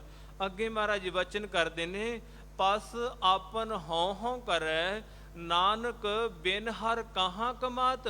ਪਸ ਦੇ ਅਰਥ ਨੇ ਪਸ਼ੂ, ਪਸ਼ੂ ਦੇ ਭਾਵ ਅਰਥ ਇੱਥੇ ਬਣਦੇ ਆ ਕਿ ਇਹਦੀ ਬੁੱਧੀ ਪਿੱਛੇ ਜਾ ਚੁੱਕੀ ਹੈ, ਕਿਉਂਕਿ ਜੀਵਨ ਵਸਰ ਤੇ ਪਸ਼ੂ ਦਾ ਵੀ ਹੈ, ਉਹ ਵੀ ਖਾਣਾ ਆਦਿਕ ਤੇ ਖਾਂਦਾ ਪਿਆ, ਬੱਚੇ ਪੈਦਾ ਕਰ ਰਿਹਾ, ਬੱਚਿਆਂ ਨੂੰ ਪਾਲ ਵੀ ਰਿਹਾ, ਪਰ ਉਹਦੀ ਸੁਰਤ ਇਸ ਗੱਲੋਂ ਜੰਮ ਚੁੱਕੀ ਹੈ ਕਿ ਮੈਂ ਪਰਮਾਤਮਾ ਦਾ ਨਾਮ ਜਪਣਾ। ਮੈਂ ਇਹ ਬੇਨਤੀ ਸ਼ੁਰੂ ਵਿੱਚ ਵੀ ਕੀਤੀ, ਉਹਨਾਂ ਦੀ ਸੁਰਤ ਜੰਮ ਜਾਂਦੀ ਹੈ। ਇਸੇ ਤਰ੍ਹਾਂ ਜਿਹੜਾ ਮਨੁੱਖ ਸਿਰਫ ਹਉ ਕਰਦਾ ਰਹੇਗਾ, ਜਿਹੜਾ ਸੋਚੇਗਾ ਕਿ ਮੇਰੇ ਕੀਤਿਆਂ ਸਾਰਾ ਕੁਝ ਹੋ ਰਿਹਾ ਜਾਂ ਮੈਂ ਹੀ ਕਰ ਰਿਹਾ, ਤੇ ਇਹਨੂੰ ਫਿਰ ਮਹਾਰਾਜ ਸ਼ਬਦ ਵਰਤਿਆ, ਕਹਿਣ ਲੱਗੇ ਕੀਏ ਕੋ ਮੇਰਾ ਸਮਾਨੈ ਕਾਰਨ ਹਾਰ ਤ੍ਰਿਣ ਜਾਣੈ। ਜਿਹੜਾ ਉਹਨੇ ਕੀਤਾ ਇਹਨੂੰ ਮੇਰ ਪਰਬਤ ਵਾਂਗੂ ਬਹੁਤ ਵੱਡਾ ਸਮਝ ਲੈਂਦਾ ਹੈ, ਇਹੀ ਮੇਰੇ ਲਈ ਸਾਰਾ ਕੁਝ ਹੈ। ਇਹਦੇ ਅਰਥ ਮੈਂ ਕਈ ਵਾਰ ਸਮਝਣ ਵਿੱਚ ਦਿੱਕਤ ਨਾ ਆਵੇ। ਉਹਦੇ ਕੀਤੇ ਦੇ ਅਰਥ ਨੇ ਕਿ ਕਈ ਵਾਰ ਅਸੀਂ ਇੱਕ ਮਨੁੱਖ ਦੀ ਟੇਕ ਲੈ ਲੈਂਦੇ ਹਾਂ, ਇਹ ਮਨੁੱਖ ਬਹੁਤ ਵੱਡਾ ਹੈ, ਪਰ ਯਾਦ ਰੱਖਿਓ ਉਹ ਮਨੁੱਖ ਦੀ ਪੈਦਾਇਸ਼ ਵੀ ਤਾਂ ਉਸ ਪਰਮਾਤਮਾ ਨੇ ਕੀਤੀ ਹੈ ਨਾ, ਉਹਨੂੰ ਮੇਰ ਸਮਾਨ ਸਮਝ ਲੈਂਦੇ। ਜਾਂ ਇਹਦੇ ਅਰਥ ਇਹ ਵੀ ਆਪਾਂ ਕਰ ਸਕਦੇ ਹਾਂ ਕਿ ਅਸੀਂ ਧਨ ਦੌਲਤ ਘਰ-ਬਾਰ ਆਦਿਕ ਜਿਹੜਾ ਇਹ ਪਰਮਾਤਮਾ ਨੇ ਦਿੱਤਾ ਹੈ ਨਾ, ਪਰ ਘਰ-ਬਾਰ ਦੇ ਲਈ ਅਸੀਂ ਸੋਚਦੇ ਹਾਂ ਜੀ ਮੇਰਾ ਘਰ ਚੱਲਣਾ ਚਾਹੀਦਾ, ਦੁਨੀਆ 'ਚ ਨਾਮ ਹੋਣਾ ਚਾਹੀਦਾ, ਪਰ ਇਹ ਨਾਮ ਵੀ ਤਾਂ ਉਸ ਪਰਮਾਤਮਾ ਨੇ ਦੁਨੀਆ ਬਣਾਈ ਹੈ, ਇਹਨੂੰ ਵੱਡੀ ਨਾ ਸਮਝ, ਜਿਹਨੇ ਪੈਦਾ ਕੀਤਾ ਉਹਨੂੰ ਸਮਝ। ਕਾਰਨਹਾਰ ਤ੍ਰਿਣ ਜਾਣੈ, ਤ੍ਰਿਣ ਦੇ ਅਰਥ ਨੇ ਕਿ ਉਹ ਪਰਮਾਤਮਾ ਨੂੰ ਤਿਣਕੇ ਜਿੰਨਾ ਵੀ ਨਹੀਂ ਸਮਝਦਾ, ਉਹ ਸੋਚਦਾ ਉਹ, ਕਿਉਂਕਿ ਉਹਨੂੰ ਸਮਝ ਨਹੀਂ ਇਸ ਗੱਲ ਦੀ, ਤਾਂ ਹੀ ਉਤੇ ਹਉਮੈ ਦਾ ਕਾਰਨ ਬਣਦਾ। ਤਾਂ ਮਹਾਰਾਜ ਨੇ ਕਿਹਾ ਪਸ ਆਪਨ ਹਉ ਕਰੈ ਨਾਨਕ ਬਿਨ ਹਰ ਕਹਾਂ ਕਮਾਤ।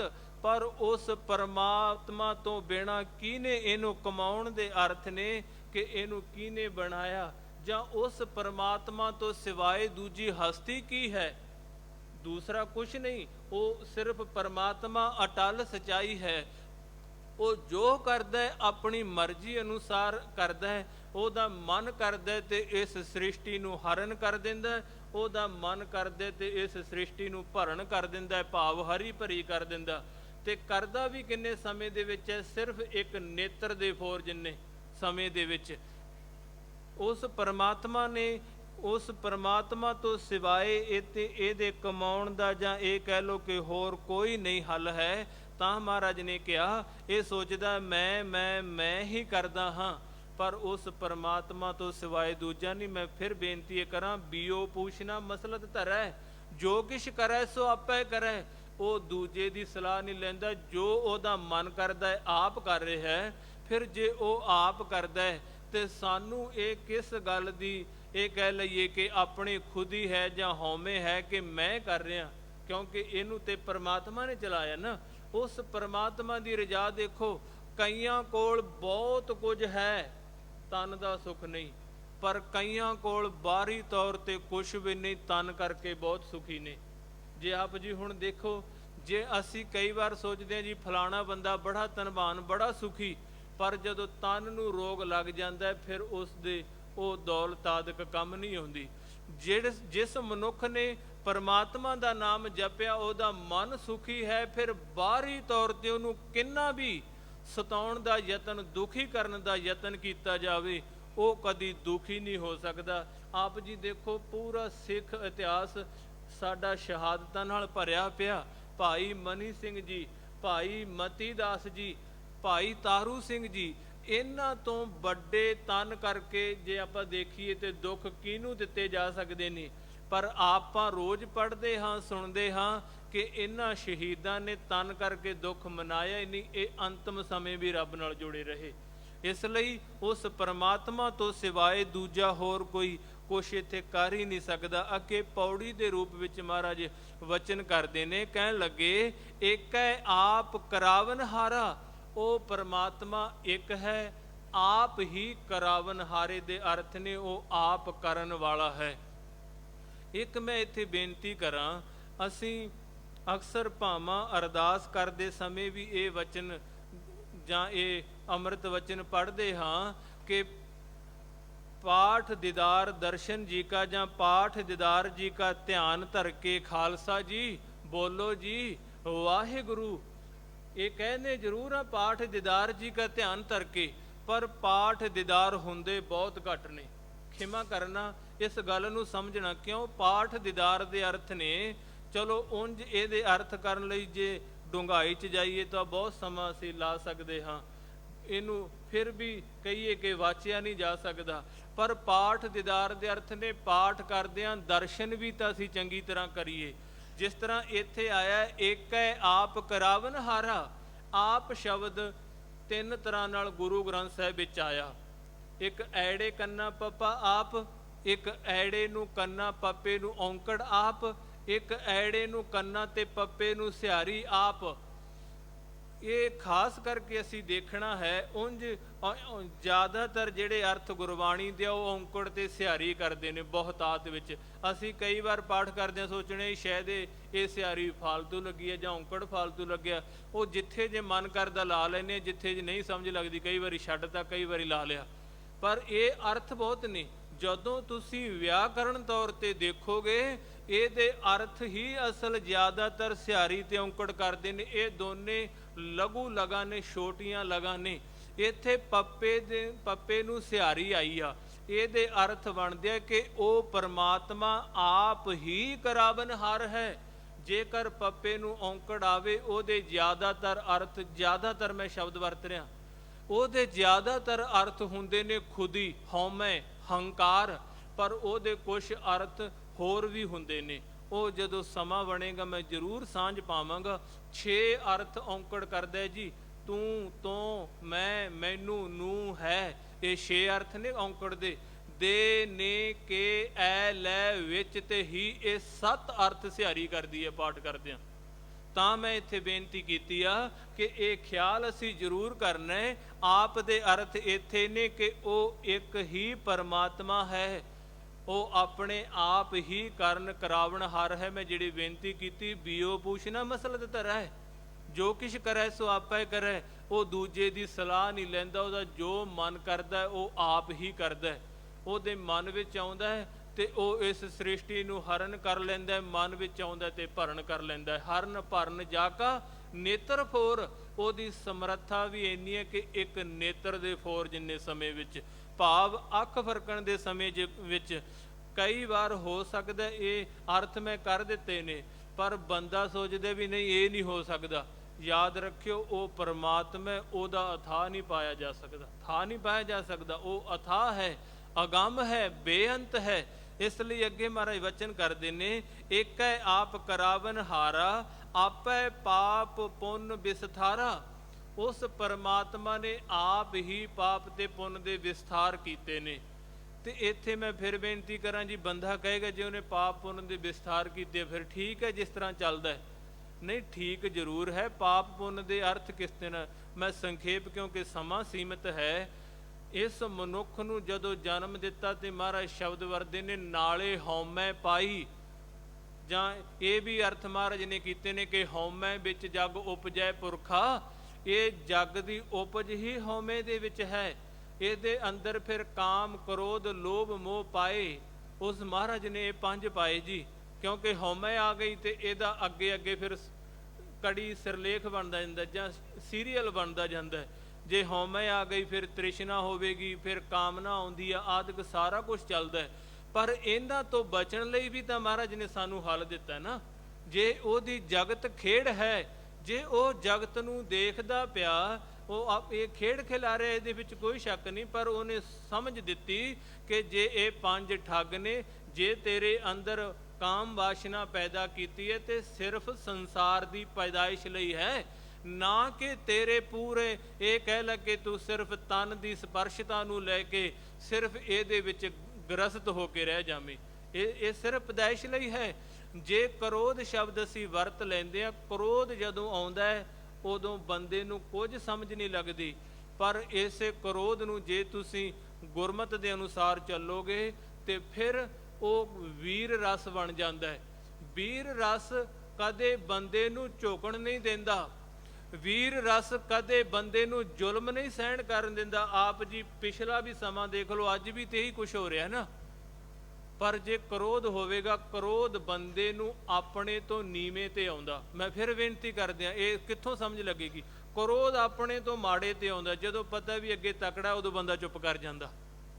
ਜੇ ਮਾੜਾ ਹੈ ਤੇ ਇਹ ਫਿਰ ਕ੍ਰੋਧ ਵਿੱਚ ਬੜਾ ਕੁਛ ਕਰਦਾ। ਪਰ ਜੇ ਵੀਰ ਰਸ ਹੈ ਫਿਰ ਬੰਦਾ ਨਹੀਂ ਵੇਖਦਾ ਵੀ ਅਗਲਾ ਤਕੜਾ ਹੈ ਜਾਂ ਮਾੜਾ ਹੈ, ਉਹਨੇ ਫਿਰ ਸੱਚ ਤੇ ਹੱਕ ਵਿੱਚ ਡਟ ਜਾਣਾ ਹੁੰਦਾ।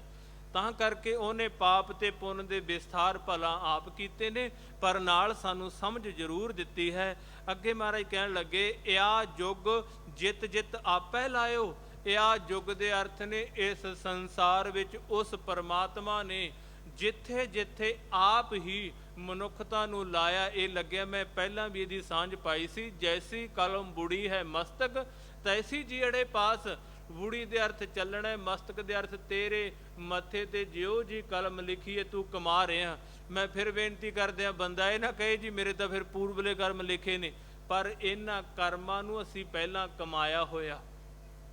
ਕਈ ਵਾਰ ਦੁੱਖ ਤੇ ਸੁੱਖ ਜਿਹੜੇ ਮਿਲਦੇ ਨੇ ਇਹ ਪੂਰਬਲੇ ਕਰਮਾਂ ਦੀ ਕ੍ਰਿਤ ਹੈ। ਇਹਨੂੰ ਭਾਈ ਗੁਰਦਾਸ ਜੀ ਕਹਿੰਦੇ ਨੇ, ਦਿੱਤਾ ਲਈਐ ਆਪਣਾ ਅਣ ਦਿੱਤਾ ਕਿਛ ਹੱਥ ਨਾ ਆਵੇ। ਬਿਨਾਂ ਦਿੱਤੇ ਤੋਂ ਕੁਛ ਨਹੀਂ ਮਿਲਦਾ, ਸਾਰਾ ਕੁਛ ਦਿੱਤਾ ਹੈ। ਜੇ ਸੁਖੀ ਹੈ ਤੇ ਪਹਿਲਾਂ ਕਿਸੇ ਨੂੰ ਸੁੱਖ ਦਿੱਤਾ ਹੋਵੇਗਾ, ਜੇ ਦੁਖੀ ਹੈ ਤੇ ਪਹਿਲਾਂ ਕਿਸੇ ਨੂੰ ਦੁੱਖ ਦਿੱਤਾ ਹੋਵੇਗਾ। ਤੇ ਮੈਂ ਇਹ ਵੀ ਬੇਨਤੀ ਕਰਦਿਆਂ, ਇਹ ਪਰਮਾਤਮਾ ਦਾ ਵਿਧਾਨ ਹੈ ਜਾਂ ਕਾਨੂੰਨ ਹੈ ਕਿ ਜਿਹੜਾ ਬੰਦਾ ਕਿਸੇ ਨੂੰ ਸੁੱਖ ਦਿੰਦਾ ਹੈ ਉਹਨੂੰ ਹਜ਼ਾਰਾਂ ਗੁਣਾ ਅਨੰਤ ਹੋ ਕੇ ਬੇਅੰਤ ਹੋ ਕੇ ਫਲ ਮਿਲਦਾ ਹੈ। ਉਹ ਜੇ ਇੱਕ ਸੁੱਖ ਦਿੱਤਾ ਹੈ ਤੇ ਹਜ਼ਾਰਾਂ ਮਿਲਣਗੇ, ਪਰ ਜੇ ਇੱਕ ਦੁੱਖ ਦਿੱਤਾ ਹੈ ਤੇ ਫਿਰ ਦੁੱਖ ਵੀ ਹਜ਼ਾਰਾਂ ਹੀ ਮਿਲਣਗੇ, ਕਿਉਂਕਿ ਦੋਨੇ ਪਾਸੇ ਵਿਧਾਨ ਲਾਗੂ ਹੁੰਦਾ ਹੈ। ਅੱਗੇ ਮਹਾਰਾਜ ਕਹਿਣ ਲੱਗੇ, ਇਆ ਜੁਗ ਜਿਤ ਜਿਤ ਆਪੇ ਲਾਇਓ ਸੋ ਸੋ ਪਾਇਓ ਜੋ ਆਪ ਦਿਵਾਇਓ। ਮਨੁੱਖ ਉਹੀ ਉਹੀ ਪਾ ਰਿਹਾ ਜੋ ਆਪ ਪਰਮਾਤਮਾ ਨੇ ਦਿੱਤਾ ਹੈ। ਇਹਦੇ ਲਈ ਮੈਂ ਬੇਨਤੀ ਕਰਾਂ, ਸਾਡਾ ਫਰਜ਼ ਹੈ ਕਿਰਤ ਕਰਨੀ, ਉਦਮ ਕਰਨਾ, ਪਰ ਉਸ ਮੈਂ ਫਿਰ ਬੇਨਤੀ ਹੈ ਤਾਂ ਕਿਉਂਕਿ ਪਹਿਲਾਂ ਵੀ ਕੀਤੀ ਸੀ, ਉਦਮ ਕਰਨਾ ਸਾਡਾ ਫਰਜ਼ ਹੈ, ਪਰ ਉਹ ਉਦਮ ਕਰਦਿਆਂ ਪਰਮਾਤਮਾ ਨੂੰ ਨਹੀਂ ਵਿਸਾਰਨਾ। ਉਹ ਉਦਮ ਕਰਦਿਆਂ ਅਸੀਂ ਇਹ ਨਹੀਂ ਦੇਖਣਾ ਕਿ ਮੇਰਾ ਪਰਿਵਾਰ ਸੁਖੀ ਰਵੇ, ਭਾਵਾਂ ਵੱਡੇ ਸਕੇ ਭਰਾ ਚਾਚੇ ਤਾਏ ਆਦਿਕ ਦਾ ਦੁਖੀ ਹੋਵੇ, ਮੈਂ ਉਹਦਾ ਹੱਕ ਹੜੱਪ ਲਾਂ। ਇਹ ਨਹੀਂ, ਉਸ ਨੇ ਸੰਪੈ ਪੁਰਬ ਲਿਖੇ ਕੀ ਪਾਈ ਹੈ। ਜਿਹੜਾ ਦੁੱਖ ਸੁੱਖ ਦਿੱਤਾ ਹੈ ਉਸ ਨੇ ਪਹਿਲਾਂ ਹੀ ਦੇ ਦਿੱਤਾ, ਕਰਮਾਂ ਦੇ ਅਨੁਸਾਰ ਮਿਲਣਾ ਹੈ, ਪੂਰਬਲੇ ਕਰਮਾਂ ਦੇ। ਪਰ ਜਦੋਂ ਮਨੁੱਖ ਫਿਰ ਉਹ ਵੱਧਦੀ ਤ੍ਰਿਸ਼ਨਾ ਦੇ ਵਿੱਚ ਸੋਚਦਾ ਮੈਂ ਹੋਰ ਕਮਾਵਾਂ, ਤ੍ਰਿਸ਼ਨਾ ਵਿਰਲੇ ਹੀ ਕੀ ਬੁਝੀ ਹੈ। ਲੱਖ ਕਰੋੜੇ ਕਿੰਨੇ ਹੀ ਜੋੜਦਾ, ਕਰੋੜਾਂ ਲੱਖਾਂ ਜੋੜਦਾ ਹੈ, ਪਰ ਨਹੀਂ ਤ੍ਰਿਸ਼ਨਾ ਬੁਝਦੀ, ਪਰੈ ਹੀ ਕੋ ਲੁੱਝੀ ਹੈ, ਹੋਰ ਅੱਗੇ ਚਲਾ ਜਾਂਦਾ ਹੈ। ਇਸ ਲਈ ਇਹ ਅਸੀਂ ਉਦਮ ਕਰਕੇ ਜੋ ਸਾਨੂੰ ਉਹਦਾ ਫਲ ਮਿਲੇ, ਅਸੀਂ ਸੋਚਣਾ ਵੀ ਇਹ ਉਹਦਾ ਹੁਕਮ ਹੈ, ਉਹਦੀ ਰਜਾ ਹੈ। ਜਿੰਨਾ ਉਹਨੇ ਸਾਨੂੰ ਚਾਹਿਆ ਉਹਨਾਂ ਇਹ ਗੁਜਰਾਨ ਦੇ ਦਿੱਤਾ। ਸੋ ਸੋ ਪਾਇਓ ਜੋ ਆਪ ਦਿਵਾਇਓ, ਉਹਾਂ ਕਾ ਅੰਤ ਨਾ ਜਾਣੈ ਕੋਊ। ਉਹਾਂ ਦੇ ਅਰਥ ਨੇ ਉਆ ਭਾਵ ਉਸ ਪਰਮਾਤਮਾ ਦਾ ਅੰਤ ਨਹੀਂ ਕੋਈ ਪਾ ਸਕਦਾ। ਕੋਊ ਦੇ ਅਰਥ ਹੈ ਕੋਈ ਅੱਜ ਤੱਕ ਇੱਥੇ ਪੈਦਾ ਹੀ ਨਹੀਂ ਹੋਇਆ ਜਿਹੜਾ ਉਹਦਾ ਅੰਤ ਪਾ ਜੇ। ਹਾਂ, ਉਹਦੇ ਗੁਣ ਗਾਉਂਦਿਆਂ ਗਾਉਂਦਿਆਂ ਉਹਦੇ ਵਰਗਾ ਹੋਇਆ ਜਾ ਸਕਦਾ, ਪਰ ਉਹਦਾ ਅੰਤ ਨਹੀਂ ਦੱਸਿਆ ਜਾ ਸਕਦਾ, ਕਿਉਂਕਿ ਜਿਨ੍ਹਾਂ ਨੇ ਪਾ ਲਿਆ, ਜਿੰਨੀ ਪਾਇਆ ਤਿੰਨੀ ਛਪਾਇਆ, ਉਹ ਛਪਾ ਲੈਂਦੇ ਆ, ਛੁਪ ਜਾਂਦੇ ਆ। ਉਹਾਂ ਕਾ ਅੰਤ ਨਾ ਜਾਣੈ ਕੋਊ, ਜੋ ਜੋ ਕਰੈ ਸੋਊ ਫੁਨ ਹੋਊ। ਜੋ ਜੋ ਉਹ ਪਰਮਾਤਮਾ ਕਰਦਾ ਪਿਆ ਹੈ ਉਹੀ ਕੁਛ ਹੋਣਾ ਹੈ, ਉਹਦੀ ਰਜਾ ਤੋਂ ਬਾਹਰ ਕੁਛ ਨਹੀਂ ਹੋਣਾ। ਇਸ ਲਈ ਅਸੀਂ ਸੁੱਖ ਦੇ ਯਤਨ ਬਹੁਤ ਕਰਦੇ ਹਾਂ, ਪਰ ਕਈ ਵਾਰ ਦੁੱਖ ਵੀ ਮਿਲ ਜਾਂਦਾ, ਕਿਉਂਕਿ ਜਿਨ੍ਹਾਂ ਦੇ ਸਥਾਨ ਤੇ ਬੈਠੇ ਉਹ ਵਚਨ ਕਰਦੇ ਨੇ ਗੁਰੂ ਤੇਗ ਬਹਾਦਰ ਸਾਹਿਬ, ਯਤਨ ਬਹੁਤ ਸੁੱਖ ਕੇ ਕੀਏ ਦੁੱਖ ਕੋ ਕੀਓ ਨਾ ਕੋਏ। ਪਰ ਦੁੱਖ ਫਿਰ ਵੀ ਮਿਲ ਜਾਂਦਾ। ਕਿਉਂ ਮਿਲਦਾ? ਕਿਉਂਕਿ ਇਹ ਸਾਡੇ ਪੂਰਬਲੇ ਕਰਮਾਂ ਦਾ। ਜਾਂ ਸੁੱਖ ਦਾ ਯਤਨ ਕਰਦੇ ਹਾਂ, ਸਾਨੂੰ ਫਿਰ ਸਮਝ ਹੀ ਨਹੀਂ ਪੈਂਦੀ, ਉਹ ਕਈ ਵਾਰ ਸੁੱਖ ਹੀ ਦੁੱਖ ਬਣ ਜਾਂਦਾ। ਜੋ ਜੋ ਕਰੇ, ਜਾਂ ਫਿਰ ਜਦੋਂ ਦੁਖੀ ਹੁੰਦੇ ਆ ਉਹ ਕਾਰਨ ਹੈ ਸਾਡੀ ਮਰਜ਼ੀ ਅਨੁਸਾਰ ਕੰਮ ਨਹੀਂ ਹੁੰਦਾ, ਕੰਮ ਹੁੰਦਾ ਪਰਮਾਤਮਾ ਦੀ ਰਜ਼ਾ ਅਨੁਸਾਰ। ਜਦੋਂ ਸਾਡੀ ਮਰਜ਼ੀ ਪੂਰੀ ਨਹੀਂ ਹੁੰਦੀ ਉਦੋਂ ਫਿਰ ਬੰਦਾ ਦੁਖੀ ਹੁੰਦਾ ਹੈ। ਇੱਕ ਹੈ ਤੇ ਸਗਲਾ ਵਿਸਥਾਰਾ, ਉਸ ਪਰਮਾਤਮਾ ਤੇ ਹੀ ਸਾਰਾ ਵਿਸਥਾਰ ਹੈ। ਭਾਵਾਂ ਸਾਨੂੰ ਦਿਸਦਾ ਹੈ, ਭਾਵਾਂ ਨਹੀਂ ਦਿਸ ਰਿਹਾ, ਕਿਉਂਕਿ ਬਹੁਤ ਚੀਜ਼ਾਂ ਜਾਂ ਬਹੁਤ ਸ੍ਰਿਸ਼ਟੀ ਐਸੀ ਵੀ ਹੈ ਜਿਹੜੀ ਸਾਨੂੰ ਬਿਲਕੁਲ ਨਹੀਂ ਦਿਸਦੀ ਪਈ। ਜਿਹਨੂੰ ਮਹਾਰਾਜ ਨੇ ਕਿਹਾ ਪਾਤਾਲਾਂ ਪਾਤਾਲ ਲੱਖ ਆਗਾਸਾਂ ਆਗਾਸ, ਸਾਰੇ ਤਾਂ ਨਹੀਂ ਦਿਸਦੇ ਪਏ ਨਾ ਜੀ। ਇਹ ਤਾਂ ਜਿਵੇਂ ਜਿਵੇਂ ਮਨੁੱਖ ਨੇ ਤਰੱਕੀ ਕੀਤੀ ਇਹਨੂੰ ਕੁਛ ਪਤਾ ਲੱਗਿਆ। ਇੱਕ ਹੈ ਤੇ ਸਗਲਾ ਵਿਸਥਾਰਾ, ਨਾਨਕ ਆਪ ਮਿਲਾਵਣ ਹਾਰਾ। ਇੱਥੇ ਫਿਰ ਸਿਆਰੀ ਲੱਗੀ ਆ, ਉਹ ਪਰਮਾਤਮਾ ਆਪ ਹੀ ਮਿਲਾਵਣ ਹਾਰ ਹੈ। ਇਸ ਲਈ ਉਹਦੇ ਅੱਗੇ ਤਰਲਾ ਲਿਆ ਜਾ ਸਕਦਾ ਹੈ, ਉਹਦੇ ਅੱਗੇ ਬੇਨਤੀ ਕੀਤੀ ਜਾ ਸਕਦੀ ਹੈ ਕਿ ਸੱਚੇ ਪਾਤਸ਼ਾਹ ਜੀ ਕਿਰਪਾ ਕਰੋ, ਸਾਡੀ ਜਿਹੜੀ ਕਿਰਤ ਹੈ ਉਹ ਕੋਈ ਬਹੁਤੀ ਚੰਗੀ ਨਹੀਂ, ਕੰਮ ਬਹੁਤੇ ਚੰਗੇ ਨਹੀਂ, ਪਰ ਤੇਰਾ ਤਾਂ ਬਿਰਧ ਹੈ ਨਾ ਕਿ ਤੂੰ ਆਪ ਹੀ ਕਿਰਪਾ ਕਰਕੇ ਸਾਨੂੰ ਮਿਲਾ ਲੈ, ਆਪਣੇ ਚਰਨਾਂ ਦੇ ਨਾਲ ਜੋੜ ਲੈ। ਉਹ ਮਾਲਕ ਫਿਰ ਜ਼ਰੂਰ ਕਿਰਪਾ ਕਰਦਾ, ਕਿਉਂਕਿ ਉਹ ਬਖਸ਼ੰਦ ਹੈ, ਕਿਰਪਾਲੂ ਹੈ। ਇਹਨਾਂ ਤੁਕਾਂ ਦੀ ਫਿਰ ਤੋਂ ਸਾਂਝ ਪਾ ਕੇ ਆਪਾਂ ਸਮਾਪਤੀ ਵੱਲ ਹੋਈਏ ਜੀ। ਉਹਾਂ ਕਾ ਅੰਤ ਨਾ ਜਾਣੈ ਕੋਊ, ਜੋ ਜੋ ਕਰੈ ਸੋਊ ਫੁਨ ਹੋਊ। ਏਕੈ ਤੇ ਸਗਲਾ ਵਿਸਥਾਰਾ, ਨਾਨਕ ਆਪ ਮਿਲਾਵਣ ਹਾਰਾ। ਇੰਨੀਆਂ ਕੁ ਬੇਨਤੀਆਂ ਪ੍ਰਵਾਨ ਕਰਨੀਆਂ। ਬੋਲਦੇ ਸਮੇਂ ਬੇਅੰਤ ਭੁੱਲਾਂ ਹੋ ਜਾਂਦੀਆਂ ਨੇ।